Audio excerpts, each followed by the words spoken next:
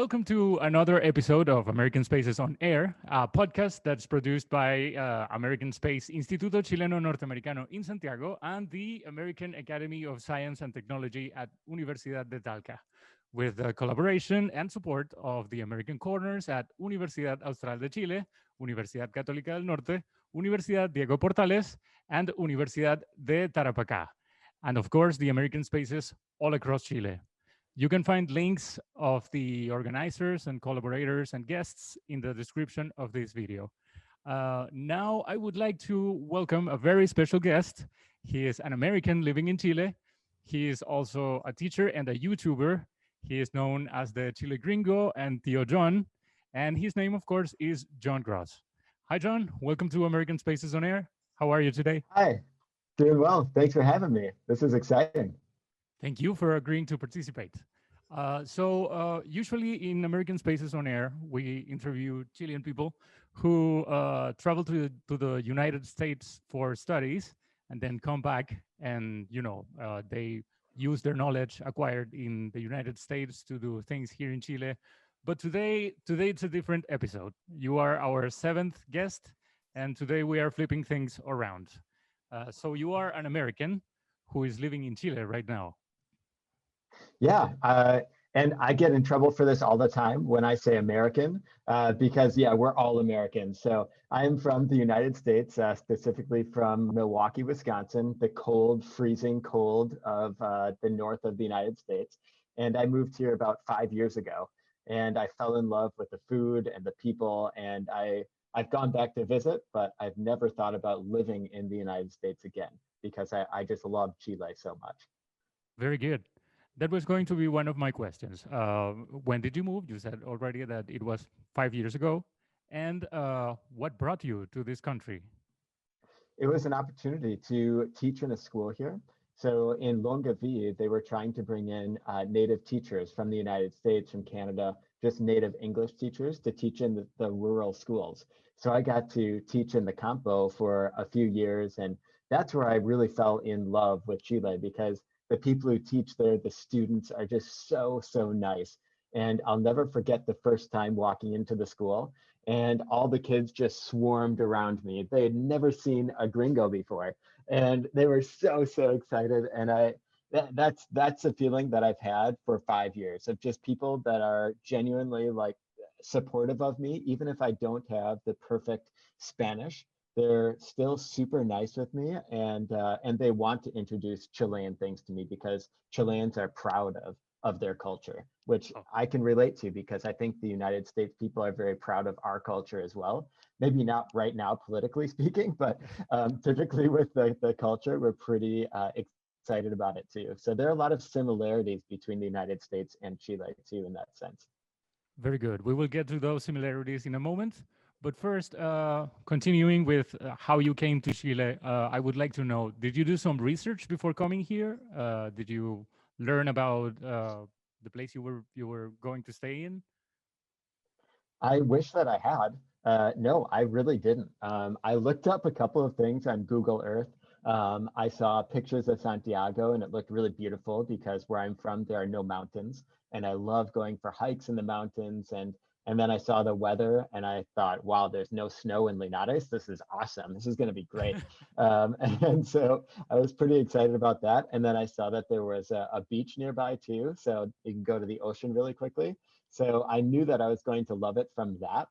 But I didn't see very much about the food online, especially in English, because I didn't know any Spanish before I moved here. So I've only picked it up from people that I've talked to and learning Spanish on my own during the past 5 years, which is not the best way to do it. I would recommend going to school and taking advantage of that education that you get.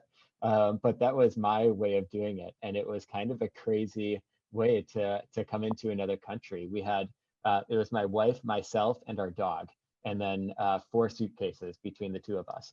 And that's all that we had. We just moved here with that. And it was kind of like 6 months of not knowing what was going on at all and figuring it out every day. Okay. Okay. And so you are in Linares right now, right? Yes. Yep. Okay. I just got back from Santiago. I was just on a couple of TV shows the last couple of days, which was pretty exciting. Oh, nice. The Mentiras Verdaderas show and Si Somos, which was pretty fun. Awesome. Okay. And speaking of that, you've been living here in Chile for a couple of years now. Why do you prefer regiones and not Santiago? Because it's why I fell in love with Chile in the first place, is teaching in the campo. And I feel like this is what Chile is actually like.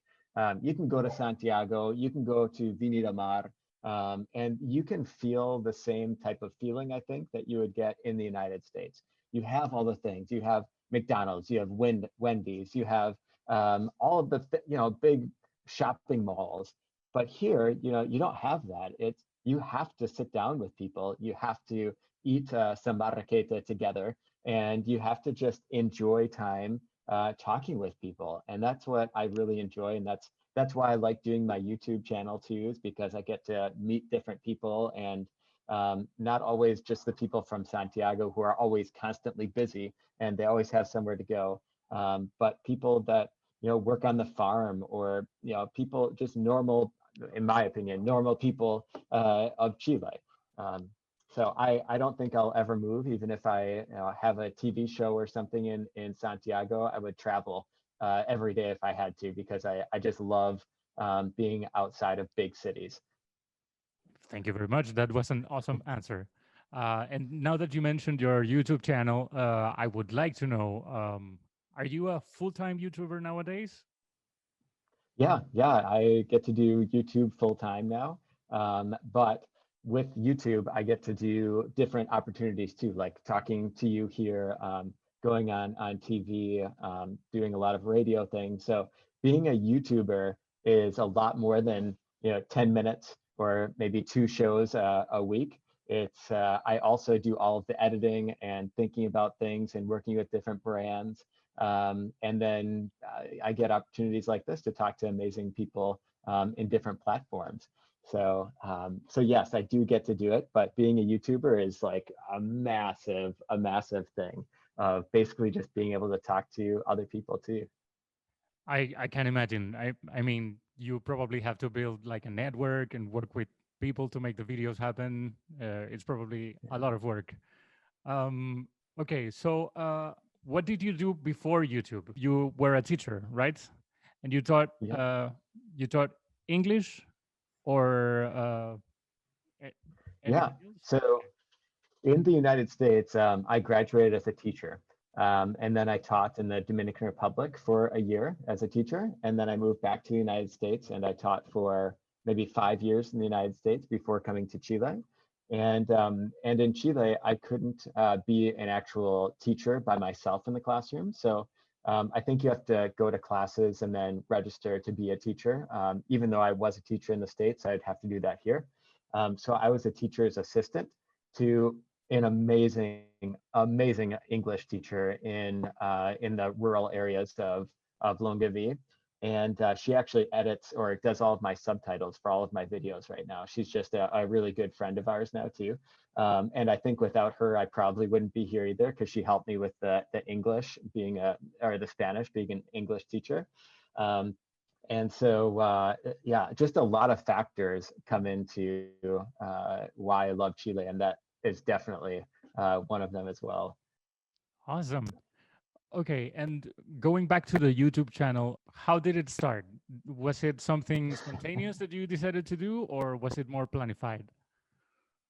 Well, because I was an assistant in the school, that was a big change for me, because I was always in charge of the classroom. I'd been in charge of the classroom for maybe 7 years before coming to Chile, and then having to be on the side, which I had to be because I didn't know enough Spanish. And so for me, I got a little bored in the classroom. And yeah, maybe it wasn't necessarily just being in the classroom, but outside of the classroom, you have to be in the school a certain amount of hours here in Chile. And in the United States, it's you go and you finish your time and you work on your lesson plans whenever you want to. You can go home and do them. And I would probably work like 100 hours a week in the States in the schools, but I would have work that was very specific and I got it done. Whereas here, you have your lunch break, which is a really long time compared to the United States. It's like an hour long, and I could never eat my lunch so slowly that it would take me an hour. So I would eat my lunch in like 5 minutes and be really bored.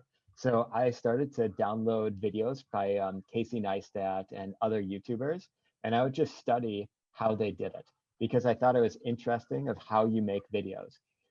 So I studied that for a while, and then I did some tutoring while I was in Chile and raised some extra money. And that extra money was used to buy just a small, actually I have it right here. It's a Canon little small G7X camera. Okay. And this was what I started with. So started with this camera, and I just started to make some stories with it. And I began to like it, and it created a conversation, because for me, not knowing any Spanish was really difficult to have conversations. But if I could focus the conversation on something that I knew, which was a story from what I did maybe the last weekend or something, then people were interested, and I could start to follow the conversation. And so really taking pictures and YouTube was my way of being able to finally communicate with people around me here in Chile. Very good. Okay, and speaking of communication and getting to know the people here, how do you see the process of interculturalization here in Chile? I mean, uh, how open do you see Chilean people to people from other countries, and how do you yourself feel about that now that you've been living here for so long? That's a tough question. It obviously depends on the person and the family, but in the United States too, the background there is a lot of people say that we're very cold people. So, and I would agree with that in a lot of senses, that we probably wouldn't invite a stranger, especially somebody from another country, into our house unless we knew who they were a little bit. And I think to some extent that might be true here, but I think a lot of people are open to having me over. I remember like the first week that we were here in Linares, I had met like 2 people, and we had an earthquake. It was a bigger earthquake for me, but for Chileans, it was nothing probably. But it was like a 6 something, and the one of 2 people that we had met within the week, they walked over with some candles and blanket and just stuff that we might need because we were out of power. And that was like, that just blew my mind, because stuff like that just never happens in the United States. I mean, maybe there might be some really nice people, but this is like par for the course here, at least in Linares. This is just like a normal act of kindness that I had never experienced before. And then for me, I think after not very long, I started my YouTube channel. And so I had a lot of people inviting me over and wanting to eat and have wine or do whatever together. So I feel like I was very welcomed in for a lot of reasons. But I think when people kind of know who I am from a video, it's a lot easier because they know who I am. Of course. Very Yeah. good. Speaking, I mean, your YouTube channel, you present these videos that are mostly comparing the American culture with the Chilean culture. You represent them both under this very positive light. So, in that sense, who do you think is your target audience, and how would you describe the YouTube community that you have created?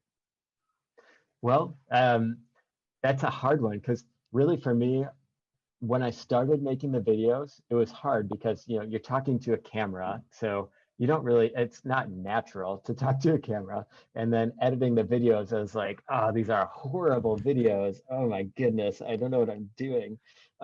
So then I remember just thinking right from the beginning that I'm just talking to my father-in-law, because he was like my biggest fan right away. And he would watch all my videos, comment on them. He would watch them on like 5 that have 5 extra views. You know, he just loved these things. And so for me, whenever I think about making a video, I think about him and just talking to him, having a conversation with him. But I would say now I think about that still because I've done so many videos thinking about that. But my audience really right now are Chileans. And they're Chileans living outside of the United States, outside of Chile, but also a lot of people that live in Santiago and in other parts of Chile. So right now, I think my demographic is like 70% of the people watching my videos are from Chile, and 30% are from all over the place. And they might not be Chileans from all over the place, but especially right now with tourism not happening at all, there are a lot less views from outside of Chile right now. Absolutely. There's something that we have in common, and it's the fact that I'm also not from Chile. I remember when I got here, I had an impression of the country that hasn't really changed, but it's different now. So is it the same for you? What was your first impression of the country, and how do you feel about it now? My first impression was just mass, like I have no idea what's going on. So I don't remember very much besides not knowing anything that was going on. I did 2 weeks in Santiago at a language school. So I remember thinking, this is a really beautiful city because you get to walk up to the two cerros in Santiago, and we walked our dog all around them. We felt really safe, and we really just enjoyed walking around the big city. And then when we came here to Linares, we were like, wow, there is nothing around. I don't know what I'm supposed to be doing right now. And then I think that's changed. And instead of thinking about all the things that we could have in Santiago, we think about all of the relationships that we do now have here in Linares. And I think that's probably the biggest change, because obviously when you move to another country, you don't really know anybody. Unless you're really lucky and you come with a group or you knew people beforehand. But typically when you move to another country, you are just on an island by yourself looking for friends, and you're kind of like a baby. My son is almost 3 years old and learning how to talk and everything. And that's like the stage that you have to go in again. And it's super, super frustrating learning another language and not being able to communicate. But it does get better. It always gets better, and it has. So and I'm super grateful for all of the Chileans that have helped me with that, because I wouldn't stay here if they just looked at me weird or didn't want to talk to me or didn't want to listen to my horrible Spanish. I would have gotten really frustrated with it. Yeah, it would be a very frustrating experience, no doubt. Uh, and based on that, what are some tips or recommendations that you would give other people from around the world who may be deciding to move to Chile? Watch my videos. Check me out on YouTube, Jon Gross. I think the best thing to do, in my opinion, is take some Spanish classes, because even though in Chile we speak super, super fast, just having a base of understanding some Spanish, that'll go a long ways. And be willing to take risks. If you're coming here to Chile, don't be like the person that's going to say, I'm just going to stay in my house and not do anything. I'm too nervous to go outside. There are things on the news that make me scared. Okay, you can watch the news, check out what's going on, but everywhere around the world, you're going to see bad news. So go out and explore and meet people, because the people of Chile are what make Chile so unique, in my opinion. So I would say, and I get tons of messages about this every day. Should I move to Chile? I'm moving to Chile. What should I do? Yeah, just it's going to be frustrating because paperwork and visa stuff is frustrating. It's not fun. The language is probably going to be a problem, even if you're from like Argentina or from like a Spanish speaking country. Chilean Spanish is different. So you just got to jump into it, build relationships, and you've got to take risks. I mean, you're going to be super humbled in coming to another country whenever you do that. But brace that, because you're moving to another country. Have fun with it, and learn every day that you can. And I think that's one part of being a teacher that I love, is I love to learn. And so for me, this whole experience, I learn something new every day. Absolutely. I think that's what life is all about, learning constantly. Uh, Mhm. okay, so have you visited other places in Chile besides Santiago? For example, And this question comes from Alfredo from the American corner of Antofagasta. Have you been to Antofagasta? Nice, Alfredo. I have not been to Antofagasta. That is like one of the only cities that I have not been to yet. But I have been to, let's see, I don't know if I can name all of them. I've been very fortunate to go and travel with YouTube and things. I've been to Arica, San Pedro de Atacama, the Elqui Valley, Calama, of course. What else? Going south, Viña, Valparaiso. I have not been to Pichilemu. I want to go there. We've been to Torres del Paine. We did all of the very southern part of Patagonia. Been all over like Frutillar, Valdivia, tried lots of beers in Valdivia. It was great. We've been to Puerto Varas a lot, Chiloé. Yeah, lots of places because it's fairly close here in Linares to get in your car, and 6 hours, you're really far south, or $5 plane ride, you can go north. You know, it's pretty cheap to go fly and travel. So we take advantage of that for sure. Okay, I haven't had the chance to travel around Chile a lot myself, but I know that this country has a very huge variety of natural landscapes. In that Absolutely. sense, yeah, in that sense, uh, which one is your favorite place to visit from Chile? That's a tough question. It depends on the season. I think if I had to choose one place to go visit, I guess because I haven't been there in 2 years, I would probably go back to Patagonia. And I've always wanted to do the Carretera Austral. So if I could just get some camper van or something like that to go and do that whole trip through Patagonia, that's like a bucket list dream vacation, probably for anybody, I would hope. I mean, everybody should want to do that, I think. But for me, that's really high. I love the mountains. I don't mind the cold because I'm from the north in the United States. But then I think the second place would be the Elqui Valley, because I met so many great people there. I I don't I love the stars. I love the places to visit there, but man, I just have so many friends and so many good memories from the Elqui Valley that might take a close second of places that I love to go and visit. Very good. And have you been to Isla de Pascua, or that's another? I was supposed to go in, when was that? March of this year, but everything got shut down. And then we rescheduled the trip for September, but it's still shut down. And so now our plane tickets are for, I think, like March or April of this next year.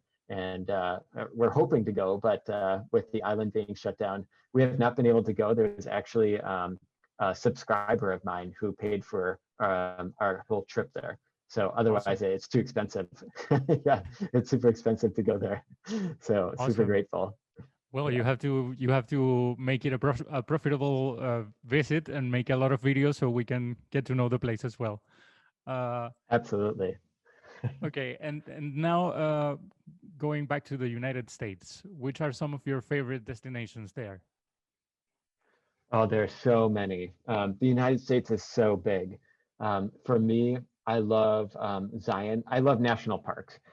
So almost any national park, but I love Zion National Park. That was really, really beautiful. I got to go up to Alaska, and there's Denali National Park up there. And that one is, I don't know how many kilometers this would be, but you take a bus for 80 miles, and that brings you all through the park. So 80 miles is the park that you go on this bus for. It's huge. And the mountains are so beautiful and so distinct in color. Um, and then there are just so many different places, but I love the West Coast the most probably. And I've hiked a lot of the Appalachian Trail on the East Coast, and gone through Maine, and I've been very blessed. I love to travel. But it's hard to pick one, but I would say if I had to pick one, I would probably go with Zion or Denali. Very good. Okay, now let's get back to Chilean territory again, and I would like you to mention your favorite Chilean expression, if you have one. Probably cachai, because I mean, you hear it all the time. And it's one thing that I remember picking up when I first got here because I was like, oh, I kind of understand that. Cachai, like you caught that. Okay, it's kind of English. But then I was asking people, so can you use it like, did you catch that? Cachaste? No, you can't do that. It's just cachai. Okay, so I don't really understand it completely, but all right. So I like that one though. Very good. That's a very popular one. Okay, so let's see. What is something that you found here in Chile that you may feel that is lacking in the United States? The marraqueta. We don't have Of anything like course. that. I mean, yeah. I don't understand like fresh bread like that. I don't understand how that's not in like every single country. It's so delicious. So I would say that's like number one. I don't know if I could leave here because I would miss the marraqueta too much. Absolutely. Yeah, I completely agree with you. Marraquetas are heaven. Uh, okay. So, what positive attitude or thing Chileans do that you would like to see people have in other countries? Like I talked about before, of inviting me into their house, or just the hospitality and general kindness that I people that people in my life, at least in Chile, have shown me. That's something that I hope that if I ever did go back to the United States, I would never forget that, and I would welcome people in too, and especially foreigners, and say like, "Are you okay? Do you need anything? What can I help you with?" That's just it's so stupid and so easy to do, but it's something that I think I in the United States, at least, I was so self-absorbed that I didn't think of before moving here to Chile. And being that person who is on the outskirts and doesn't know anybody, I would love to be that person to somebody else. And I think that's something that's missing in the United States in general. Yeah, I guess it's something that you don't value until it is your time to to be on that situation. But it's a very important lesson to for everybody to learn. Uh, And the crazy part is that like Chileans, they've never had that. You know, a lot of people here in Chile, at least in Linares, have never been outside of, a lot of them haven't even left Linares really. But they treat you like that. So they don't need that experience to be like that. It's a part of the culture of welcoming somebody in. That's just something really special, really neat. Very good. And it's nice that you're spreading the word to precisely present that example to the world, to the people who watch your videos and everybody. Uh, okay, so what do you miss the most, if there's anything, about the United States? Definitely my family. That's the hardest part for any foreigner. You are without your family, and especially now too with the pandemic, there's really not a good way to go and see them. So I would rather just stay here, and it'll be 2 years for sure without seeing them. So usually we try and get back every year or so and see them, or else they would come here and see us. But this year we're not going to be able to. So um, definitely family. I'm very grateful for having like FaceTime and Skype and those things, but being with people and family especially is something that we very much value now whenever we get to see them, because it's such a short amount of time per year. Absolutely, I can imagine. You said that marquetas are something that you couldn't live without anymore. But what is your favorite Chilean food and why? Like, Um, I, I or would say it, because in the summertime it's so delicious. I love pastel de choclo. It's so, so good. We have like a cornbread in the United States, but it doesn't taste the same. And there's no like chicken or meat inside of it. Oh, it melts in your mouth. It's so, so good. Pastel de choclo is my favorite. So good. it's delicious. Absolutely agree with Uh-huh. that.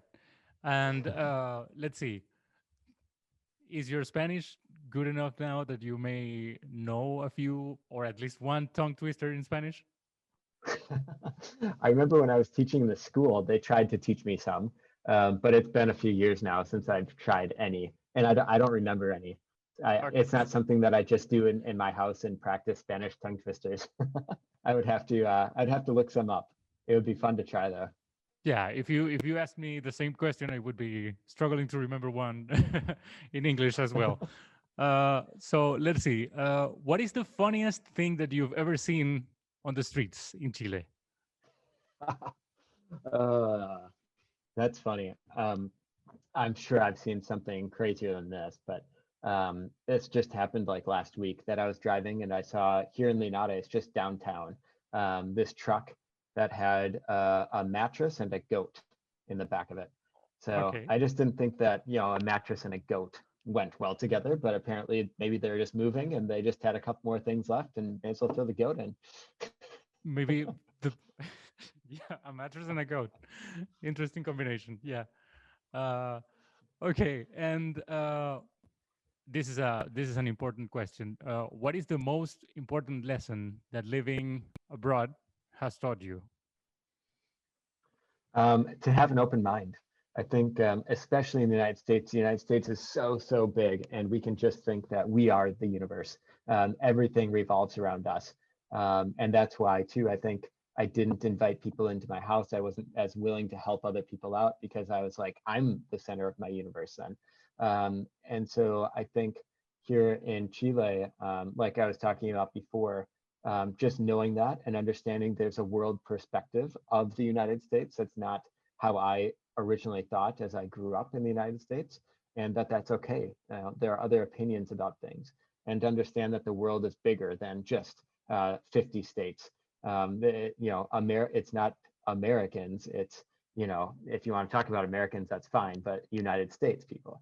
You know, so I think living in another country, I think everyone should do it if you have the opportunity just to live there for a year, because your mind will be, I mean, blown away, maybe literally, because you're just like, what? I can't believe they do this here. To see a mattress and a goat in the back of a pickup truck in the United States, I mean, that I don't think that's ever happened in the last 100 years. And before that, there were no cars. So I don't think that's ever happened. I've never seen that before. But here it's normal. I mean, that's not the first time that I've seen that before, I think. Um, so I think just being in another country, any country, is good for anybody. Very good. Okay, and if you have to pick just one thing that makes you the happiest about living in Chile, what would it be? It would be the people. I don't think I would live here if the people were cold or didn't invite me in or didn't care about me or just look down and not say hi. You know, and maybe it's because I'm a YouTuber too, and in a smaller city in Linares here. But I feel like there was a show, I think it was called Cheers, in the United States a long time ago, and the tagline was something like "Where everybody knows your name." And it was this bar where everybody knew their name, and that's kind of how I feel here in Chile in general. I mean, I travel around anywhere now, and I'm blessed with the YouTube thing, but people aren't shy. They'll come up to me and say, "Hi, how's it going? How are you? How's Moses?" And I think that's just a beautiful thing. And I think without the YouTube channel, people would also come up to me. I remember walking in Santiago before having the channel, and I had a camera out to take pictures. And people would come up to me and say, "Hey, be careful with that. Put that away because around here, somebody might steal it." And I don't, maybe they would do that in New York City or somewhere, but I doubt it because people are thinking about their own camera, their own, where they're going. They don't worry about other people. So I think just that feeling of being in a place that people care about me is something really cool and unique about Chile that I hope I don't have to leave. Very good. Now, you start your videos with welcoming people to another beautiful day here in Chile. So Yep, that must mean that you feel very fortunate to be living here, right?